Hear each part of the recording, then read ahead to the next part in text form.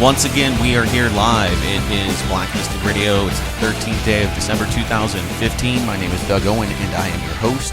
It's good to be back. Good to be with you. Crazy week in review for tonight. Lots of news, lots of topics to hit.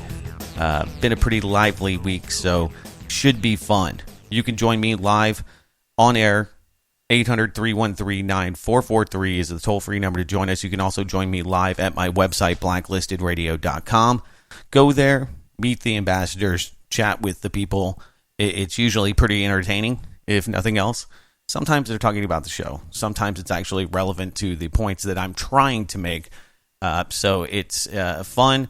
There are lots of cool things like exclusive content, other podcasts, different ways you can listen to the show. If you missed this, it may be more convenient to listen to it on YouTube or maybe even through your Roku streaming player. So go there, check out all of the different ways that you can be part of the show. Speaking of which, I should just get right to it. This show is financed by you and you alone. The corporate sponsors of this show do not exist. It is produced by the people listening to it. So give yourself a huge round of applause because we have made it one more year. I think we're going to do another show probably. I haven't really looked at the calendar, but probably before Christmas. But it's produced by the people that listen to it. So if you want to support the show, you can do that. And I want to thank the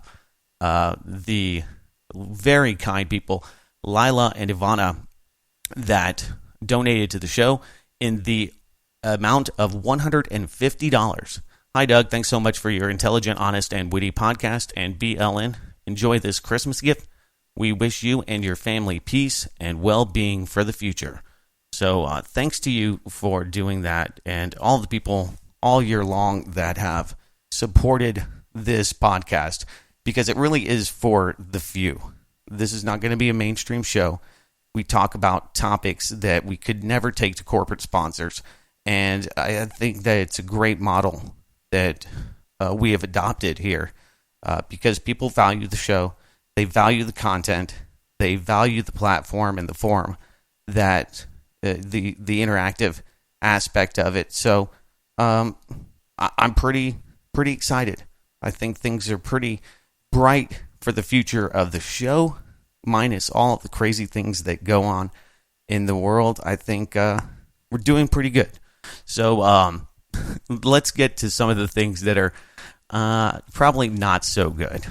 We had COP21, which, depending on who you watch or what type of media you consume, it is either a complete failure or it is a historic agreement among 195 countries that voted to adopt this agreement, COP21.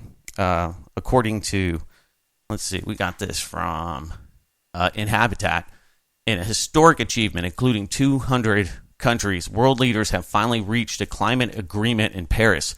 Cheers and applause rang out in the hall after the gavel fell, making an end to the tension over talks that have been ongoing for weeks, and a deal that has decades in the making. The agreement has required a careful dance of compromise and cooperation and sets an ambitious goal of halting warming at 2 degrees Celsius, with the measure staying 1.5 degrees, which, the man behind climate change, not Maury Strong, we'll get there, but the guy that actually came up with this, they call him the godfather of climate change, basically went on a rant saying this is BS because coming up with some economic system, we talked a little bit about the climate finance and all of the money that's going to be doled out via the IMF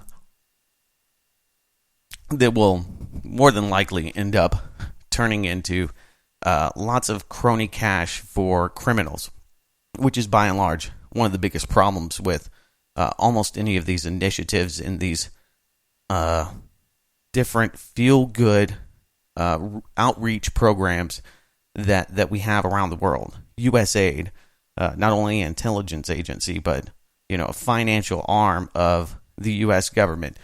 And there's two lines of thought and I don't want to get too meta on the topic, but really that if you finance countries, if you give them money, if you build infrastructure, and yes, there is going to be a massive amount of corruption, but in the grand scheme of doing business, and it doesn't matter where you're at, there's a certain level of assumed criminality. There's going to be, if there's 10 companies, one of them's a front company. It doesn't matter if it's private, public, government, or wherever it may be.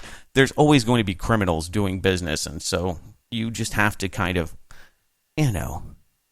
deal with that and just assume there's going to be a certain level of police officers that are going to be corrupt. There's a certain level of politicians that are going to be corrupt. There's a certain number of people that are corporate dictators that may be corrupt. But that the overall outcome of reaching out and building countries and providing, e-commerce and new industry in these nations will help the U.S. expand the empirical dollar and the system that we call, quote unquote, democracy. Now, that's a really rosy way to paint the picture when you look at the mindset, that neoliberal view of how to bring peace to the world. And I guess there could be some credit and some merit to this idea of globalization. But the reality is much more stark, and it's much more black and white. And when you look at the amount of, just one case in point, you look at Haiti, where Hillary Clinton's brother was given a no-bid contract for these copper and gold mines. It's just one example of how humanitarian aid and all of these feel-good programs turn really into apartheid and an extraction and a complete usage of these people and exploitation of the land and resources. And they actually do the exact opposite in many, many cases. And that's just one. And the media spun it as, well, she's just doing something for her brother. Wouldn't you do that for your brother? I mean, the reasoning that is that the counterpunch by the mainstream media to that story was that. So anyway, probably BS. The ability to bring the climate down by degrees in and of itself smacks of hubris and kind of delusions of grandeur. And I think that that's what a lot of these people have.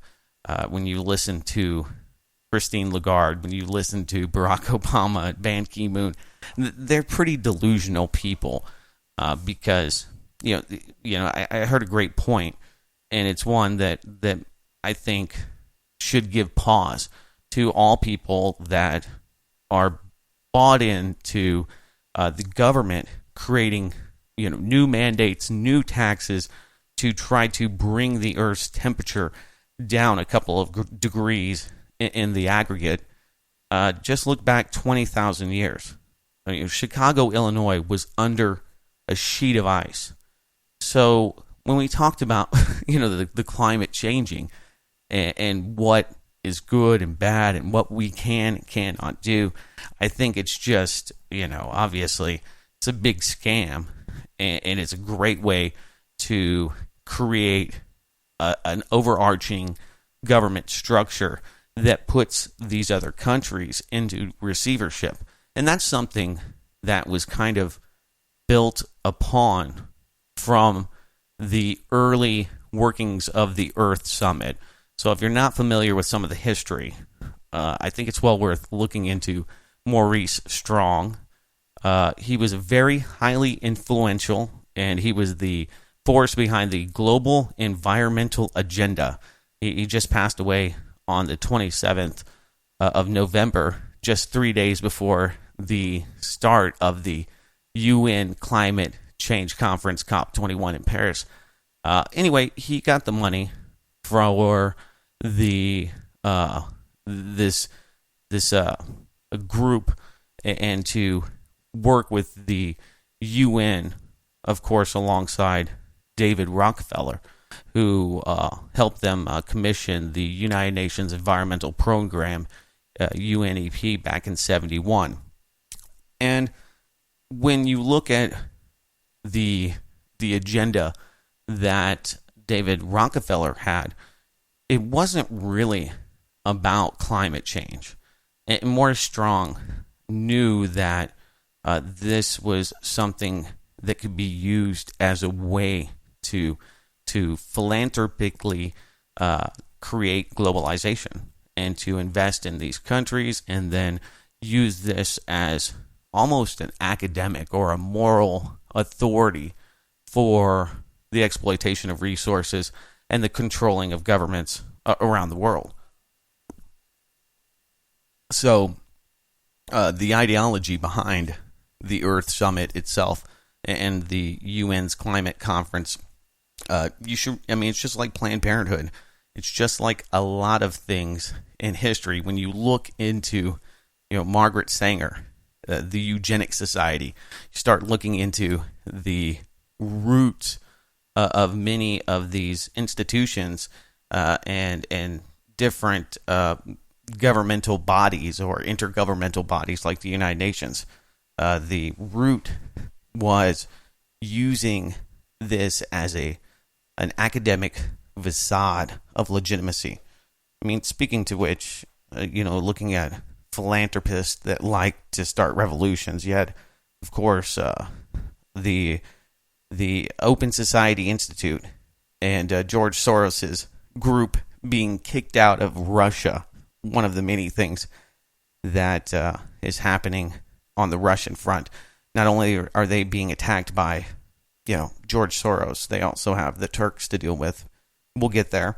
But the revolution fomenters, the people out there that are behind the Maidan in Ukraine, many of the backers, the people that subscribe to these ideologies, the real operators, the Henry Kissingers, the people that have gone outside of the realm of government to create these institutions and to fight a geopolitical war in a very shadowed and subversive way, are finally getting the attention in the media due to outlets like RT that have done a good job at being a counterpoint to Western propaganda. So much so that one European nation's trying to, a lot of them are trying to ban RT, and of course they have very little free speech. And if you think the FCC is a bureaucracy that is overarching to the point of, one, being irrelevant, but overarching to the point of regulating free speech on television, at least on the open airwaves, what's left of them. You have these people like George Soros that have been very instrumental in creating propaganda outlets. And of course, Russia today is kind of the Russian, counter.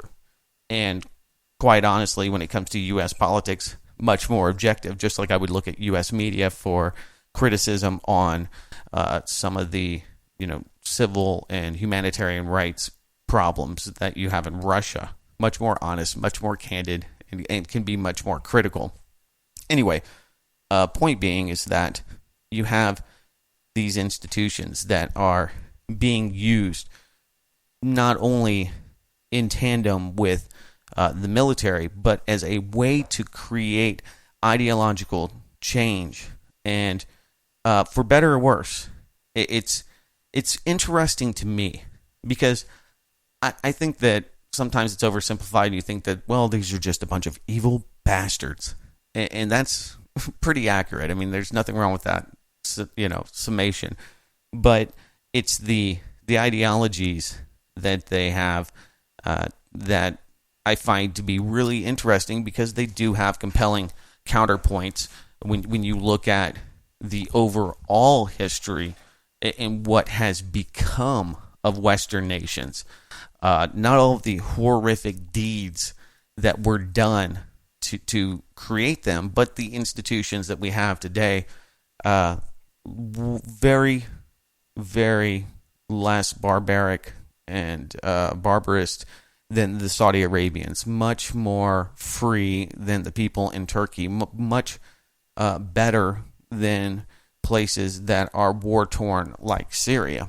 Now, if it wasn't the U.S. intervening and tearing that country apart, or one of the many others that the U.S. has destroyed, they would have their own issues with Bashar al-Assad, and it was anything from probably a great place to live prior to this alleged or so-called civil war that broke out. So, I don't want to seem like a sympathist for any one of the teams, because that's the easiest way to become subjected to propaganda, is jumping on a team and getting behind it, because then you lose your ability to critically analyze and where you're at.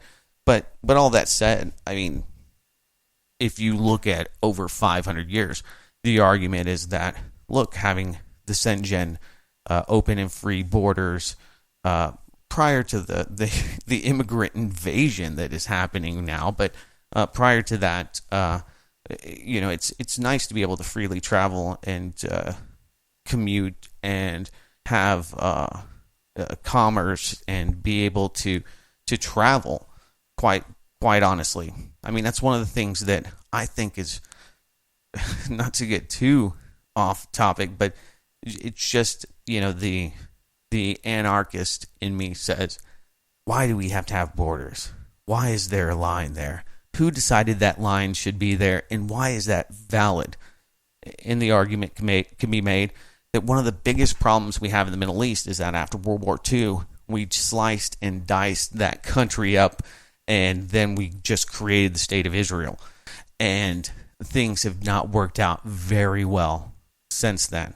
And it's because, people that didn't understand the Middle East decided that they knew what was best for the world. And that is the problem with Maurice Strong. That's the problem with the IMF. That's the problem with COP21 and many of these agendas, is that even if these people believe that they're doing the best thing they can for the world, and they've convinced a lot of Americans and a lot of other people, like in Habitat, that this historic agreement is going to somehow, with the reduction of greenhouse gases, which, by the way, the reason that the U.S. hails these numbers that they have put out there saying that we're reducing CO2 emissions is because that we have a boom in natural gas, or at least we did before the prices of oil dropped to now 7-year lows, is that it's being fracked. So for all the environmentalists that hail this as a milestone, it's really just a sleight of hand. You just have another type of contamination, another huge issue, which I think is probably a bigger issue when it comes to a real crisis. Fresh water on the American continent is a huge crisis, and trying to deplete and destroy the few remaining aquifers that we have in this country, especially places like California, where according to some, you see huge declines in freshwater reserves in the aquifers, few feet per day. I haven't been keeping up with it, but apparently it's pretty bad. So when it comes to real issues, it's not that I'm not an environmentalist. It's just I'm not a sucker, and that's what a lot of people. That's what a lot of people are, unfortunately. All right, quick break. We'll be back with more. Don't go anywhere. It's Blacklisted Radio. And welcome back. It's Blacklisted Radio. Oh, it is the season. I have to admit, I'm pretty excited about Christmas. Love it. Love the lights. I have a almost 2-year-old little boy, and so we had to go do the Christmas tree. I know it's a pagan ritual. I understand, but it's something that it's fun, and it celebrates so many different things. So before I get all of the emails, you're exposing your child to, spare me. I like the Christmas tree. I like the spirit. Always have. Reminds me of good times. Listening to my mom, reading stories, drinking hot chocolate. So I actually got out there on the ladder, put up the lights. I feel very, very festive. Anyway, I hope you do as well. And if you want to be part of the show, you can text me 512-222-3067. You can also leave us voicemails. You can also follow me on BLN Radio on Twitter. That is our handle. And real quickly, just wanted to let people know, got a promotion here from RBN, and they want you to know that they need your financial support right now. People can donate via PayPal or through the website, or they can do so by calling the station at 800-724-2719, extension 3. Yeah, get a pen. If you really want this number, it's 800-724-2719, extension 3. So, yeah, it's that season. Anyway, I need to get a passport as well. That is something that I need to do. Their CFR to hell in the chat room. But I know that climate change and talking about the governmental structures and kind of the, I don't know. I know it bores people to look at the philosophy behind the new world order, the proverbial new world order. And so thanks for bearing with me. Okay, so I saw this, and you probably did as well this week, with Robert Louis Deere, who is the man that shot up the people and created a right-wing terrorist attack in San Bernardino, not San Bernardino. He was in Colorado Springs, Colorado. A lot of weird stuff's happening in Colorado. It's kind of like Florida. It is a mecca for weird things. Of course, you had the Aurora shooting, not to mention Columbine, all of these things happening within 100 miles of one another. Anyway, the accused, Robert Louis Deere, went to court, and he was able to come out of his coma to into outbursts that were actually recorded, which is pretty mind-boggling, because almost all of these guys, including the Batman shooter, as they call him, James Holmes, they always look pretty drugged out, or they're basically catatonic. No telling what condition they may be in. Have no idea. They might be just crazy, but they always look pretty drugged up. And sedatives and other things to calm them down are pretty much standard operating procedure to be given to people that are in a psych ward. So anyway, he started screaming in the courtroom that he wanted to fire his lawyer, and he made mention that he said, "Do you know who this lawyer is? He's the same guy from he's the Batman shooter's lawyer." Well, lo and behold, he is the same lawyer that is doing a pretty piss poor job, mind you. I just looked up Daniel King this afternoon, and many missteps, not doing a good job being a defender, doing a pretty sad job for James Holmes. Not that he necessarily deserves it, but I tell you what, pretty shocking that Daniel King just happens to be this guy's lawyer as well. So anyway, he doesn't want him as lawyer. This is going to set the trial back, and I don't know what will happen from this point on. I don't know if we will hear Mr. Robert Louis Deere utter another word in court, or if he'll be allowed to, or if he'll be like Jose Padilla when they have the ball gag and the mask on them when he comes out to court. But anyway, he was saying that he didn't want to be put on the psychotropic drugs. He didn't want to be drugged like the Batman shooter, James Holmes. And he did not like the fact that he had the exact same lawyer. And, I don't even know what to make of that other than saying pretty crazy stuff. Of course, if you've been following what's happening in in San Bernardino. A big story today about the Homeland Security, Department of Homeland Security plane scooping up phone calls over San Bernardino. So they're flying low altitude planes with stingrays, apparently just picking up whatever. Oh, got hit by the bumper. Or didn't hear it. Sorry, I didn't even turn up the network. Get the upper hand That's on my conventional bad. medical treatments. Now more than ever, there's My a great bad. need for a product that will help protect us. Look. All right, welcome back. It's Blacklisted Radio. You can be part of it, 800-313-9443.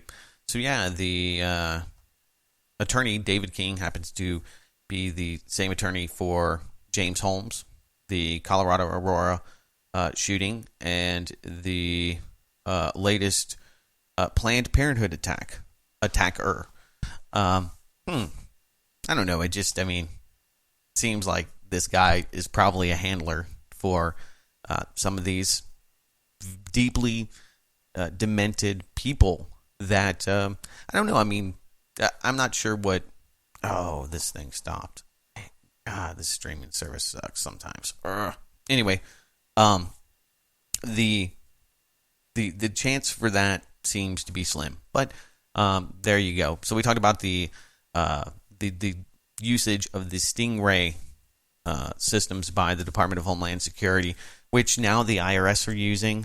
Now the Federal Reserve is using this with their own private security forces. So if you're anywhere near a banker, Ben Bernanke or Janet Yellen, these people are way above the law. They print money out of thin air, and they're probably listening and downloading everything that they can from your phone, or at least they're contractors that are, working with the FBI to protect them, maybe. But it seems like a nice way to softball this into normality, just making this kind of, during these type of situations when we're in a chase with terrorists and we don't know who they are, we have to do this. And there may be a point to that. You don't know who it is. Now there are at least 3 witnesses that have all said that they saw the shooters as being 3 white males. Fox News, CBS correspondent Scott Pelley, and several other mainstream media outlets interviewing people at the scene said that they saw 3 white men in fatigues hopping in the Suburban. So things are starting to unravel with a lot of these plots. And of course, still the oddity or to this situation that just punches me in the face. The Farouk family lawyer still suggesting that the San Bernardino attack was faked and that Sandy Hook was as well. Which, I don't know how much weirder it gets. But anyway, a lot of these things are probably distracting away from World War III playing out. So let's just get to some of that. If you didn't hear, you may not know that a Russian missile destroyer fired warning shots to avoid a collision with a Turkish vessel, and that happened just today, I think. Another day, another military escalation between Russia and Turkey, this time not in the air, but on the war in northern part of the Aegean Sea, where Sputnik reported the crew of the Russian Smetlivy destroyer was forced to use firearms on Sunday to prevent a collision with a Turkish Siner vessel, according to the Russian Ministry of Defense. So say what you will, things are definitely escalating between the U.S., Russia, and the Turks that seem to be the proxy for this. They've got other problems, but they seem to be, I guess, anointed. And that is because Turkey is now invading Iraq, and Iraq is demanding that the United Nations act. And of course, these governments that we build, wink, wink, they're allegedly sovereign and have access to the United Nations. And if there is this new world order, right, then the United Nations will not let such things happen. That's the fallacy in it, is that, the UN being the overlord or overarching governmental system, the world court, world banks, and the like. And they have to either support their charter, support their obligations, or they're just sucking mud, which is probably what they'll end up doing. So we'll see what happens. The Turks are not going after ISIS. According to the Iraqis, they are actually going after sects of Kurds. They are going after other enemies of Turkey, which, ISIS may be a focus, but when two reports came out just in the last 2 days, it's not just the Russians that are now reporting this, but you have the London Independent putting this scathing piece out. Dirty business. Swiss oil traders caught exporting Daesh extracted oil. Swiss oil traders might have gotten themselves into some trouble after it was revealed that they are regularly importing oil from terminals in Turkey where Daesh, also known as ISIL or ISIS, sold their illegal oil supply. Swiss newspaper Le Matin reported. The newspaper obtained documents showing several Swiss petroleum trading companies exporting oil from the Turkish city of Ceyhan, one of the places the country is accused of having Daesh extracted oil, and where it was sold. That's not good. But this is pretty sloppy, really. There's a Maltese ship also owned by the Turkish president's son. You think you have cronyism here. The illegitimacy of Turkey, one of the many reasons why they're still not part of the EU, although that is the carrot that the European Union and the United States dangle in front of Turkey. Well, if you just go invade Iraq, if you just play nice with us here, you just release these hordes of your finest people, then we may let you into the EU. We may make you a port city for Europe. And I'm sure all the other things that are promised. Muammar Gaddafi, his son was vacationing and being Western educated alongside the Rothschilds. Nat Rothschild, good friend of Saif Gaddafi. Other brother, though, was kidnapped in Lebanon this week. So not so good for the Gaddafis. But once, Tony Blair having to take a lot of heat for, protecting Gaddafi. They used to like him. He was a good guy. Things didn't work out for him. Same thing with Bashar al-Assad.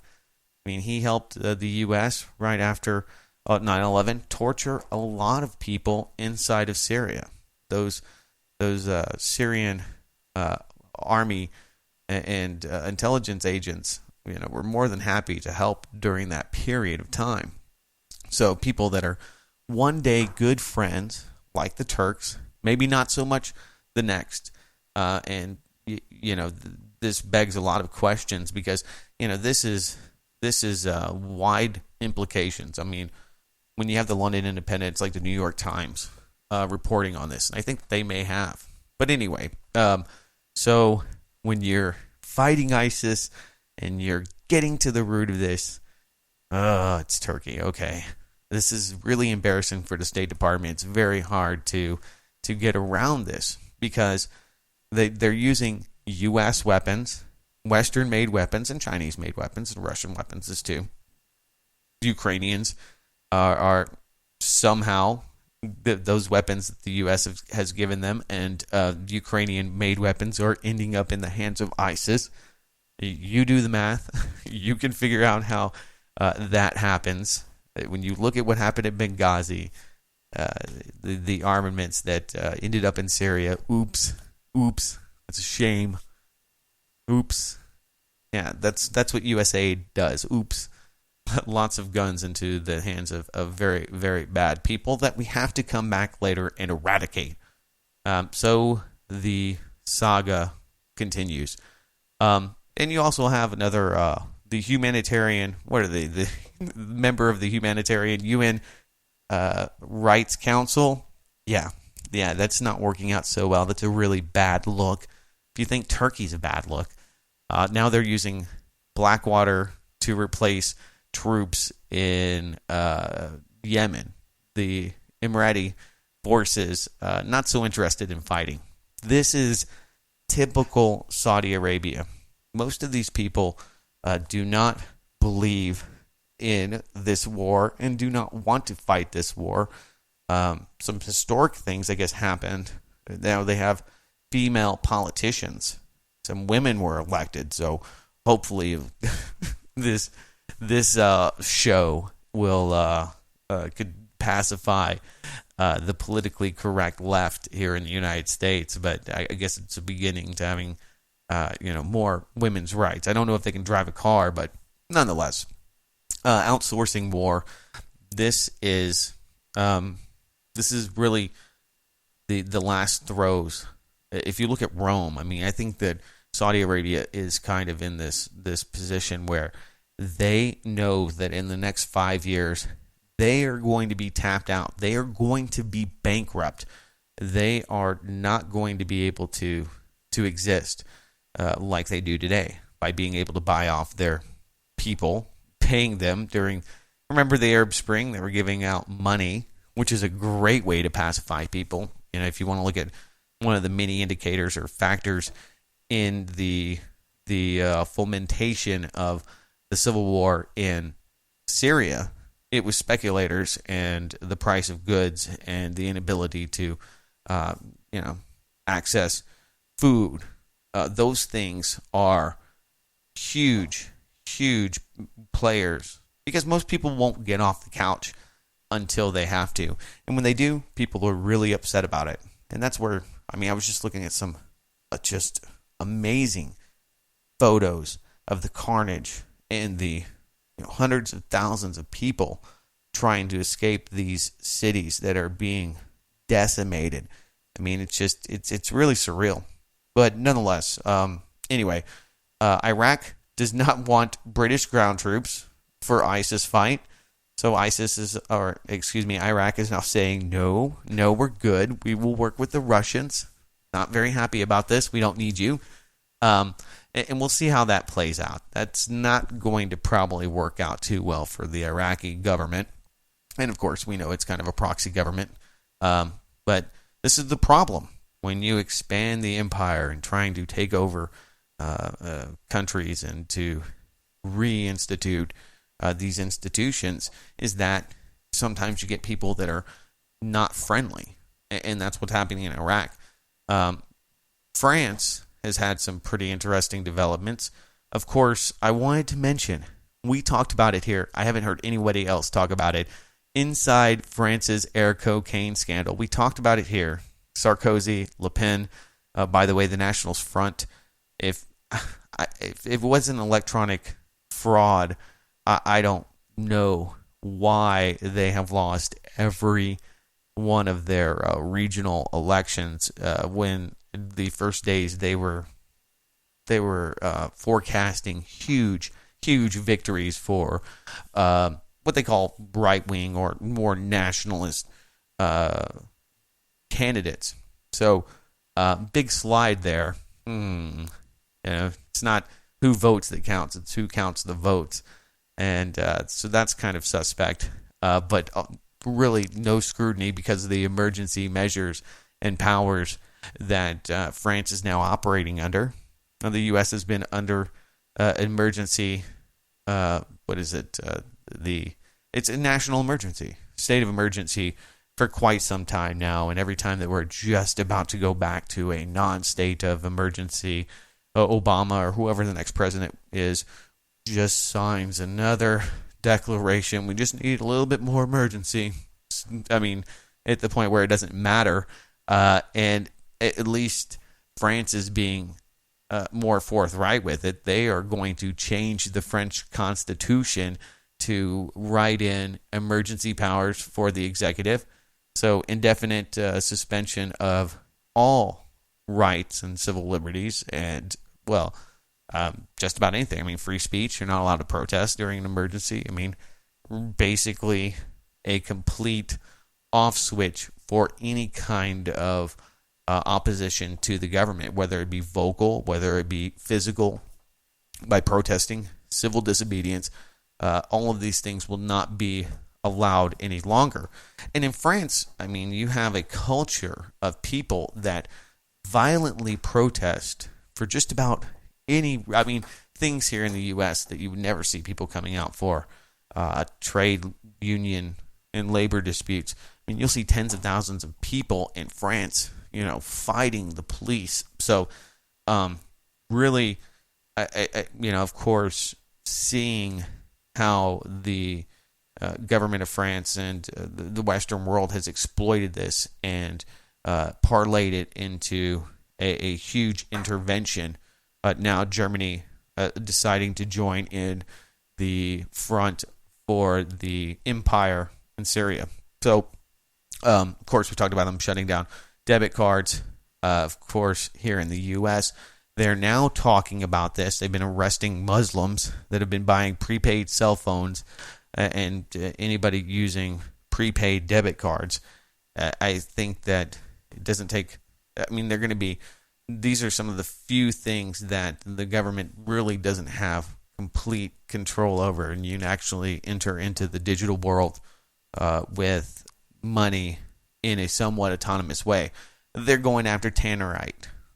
I saw a drug bust the other day where people allegedly are making methamphetamines out of Tannerite. There was a guy, I think it was in Minnesota, one of the ISIS faithfuls, that had Tannerite, had some weapons. I mean, I don't even keep up with all of the alleged terror busts because, half of them are bogus. The other ones are trumped up, and they're too numerous, quite honestly. They're happening all the time. But, I think that that's going to be an attack right here in the U.S. I did want to mention some corruption scandals. Let's see. Yeah, let's talk about that. Author of the mandatory meningitis vaccine bill caught taking $420,000 from, of course, Big Pharma. I don't care where you are on the fence with vaccines. When it comes to mandated, forced vaccination, you should take pause. You should look at what that initiative may have been pushed by. In this case, pure hard cold cash. State Senator Kemp Hannon, chair of the New York Senate Health Committee, and tonight's Blacklisted Radio douchebag of the week, and author of the recently passed law that will require all 7th and 12th graders in the state to get meningitis shots. He's been caught with his hands in the honey pot, according to New York Daily News. At least they reported on it. That's impressive. We'll be back with more. Final segment on the other side. Don't go anywhere. It's Blacklisted Radio.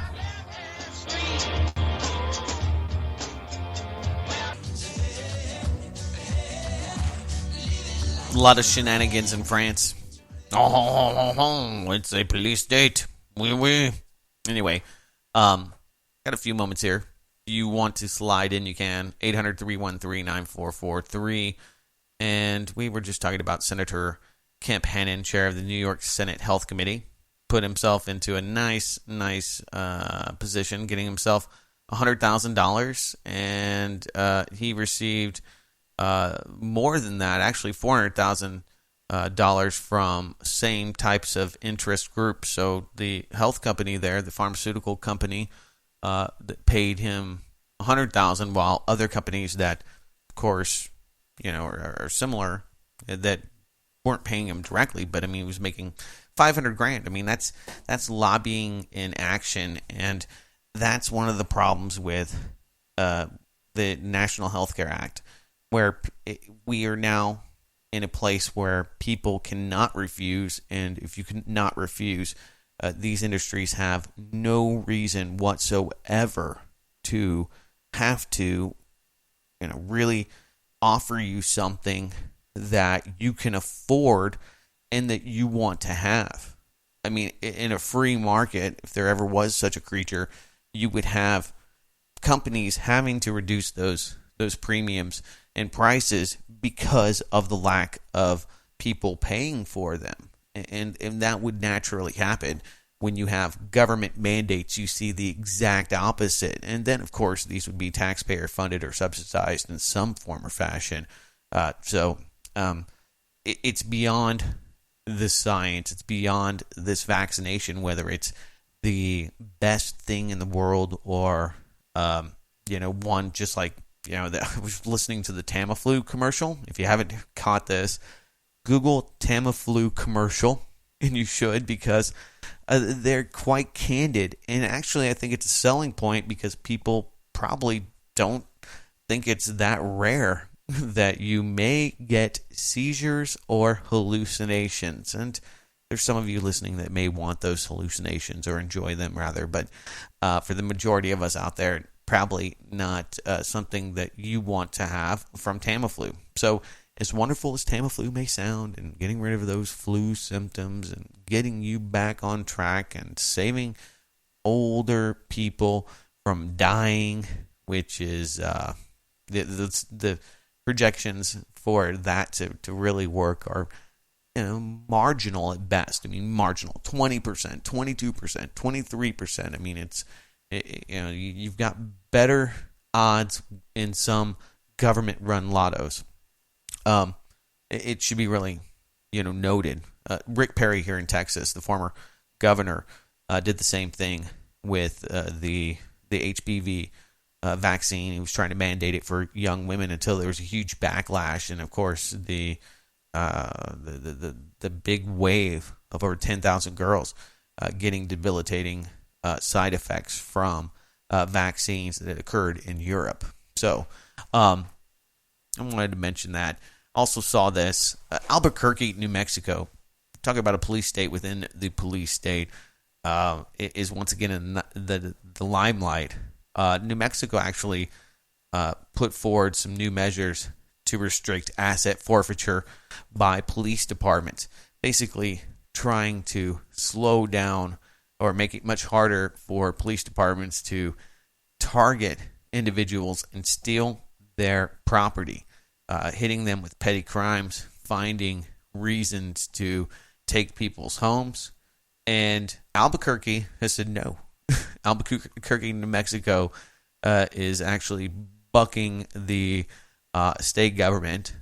New Mexico passed one of the most solid pieces of asset forfeiture reform legislation in the country. It also asked for, it asked was for most people who would consider it to be common sense. If the government is going to seize assets, the least it could do in return is tie the seizure to a conviction.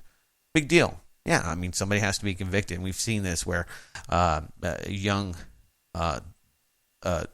son or daughter sells a minuscule amount of marijuana or some other substance to a friend or another teenager or something of the like, or is busted for just having or possessing a substance, and then they seize the parent's home, and they take their home from them for months, even in some cases years, without an actual conviction.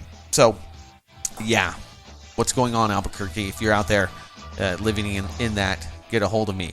Hey, that's my time. I want to thank you all for being part of the show. Thank you so much for the support. 2015 has been pretty awesome. 2016, we will continue doing this show for the few, the brave, the blacklisted.